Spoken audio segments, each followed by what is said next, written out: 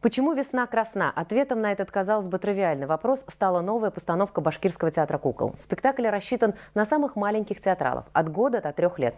Однако эта история может кое-чему научить и взрослого зрителя. Например, нашего корреспондента Александра Калинченко.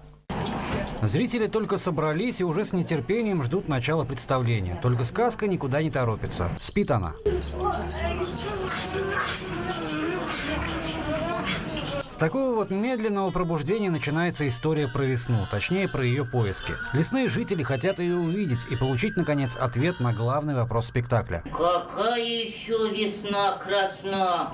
Где? Посмотрев эту историю, юные зрители узнают много нового. Например, что из маленького желудя может вырасти целый дуб. А из куколки вылупится бабочка. Цель спектакля образовательная и воспитательная. Но это все слишком сухие термины для того, чтобы охарактеризовать происходящее на сцене. Нельзя? Ай-яй-яй.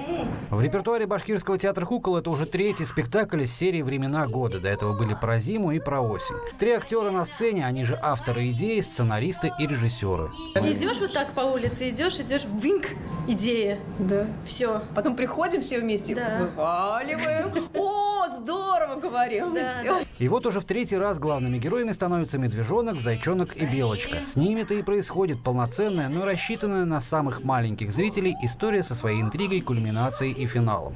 Все, что есть на сцене, мягкое на ощупь и приятное для глаза. Здесь даже громких звуков нет, ну разве что иногда. Это же лягушонок! В общем, и дети постарше не заскучают. Ну а чтобы сидеть не устали, в спектакле есть момент, когда зрители и сами выходят на сцену. Цель – помочь зацвести мимозе. Глядите сюда, глядите! Вот как у нас мимоза цветет!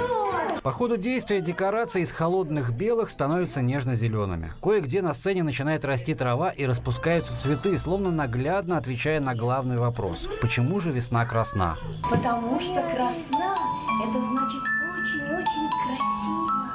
Так красиво, что хочется петь. Александр Калинченко, Вадим Зараев, Россия Культура, Башкортостан.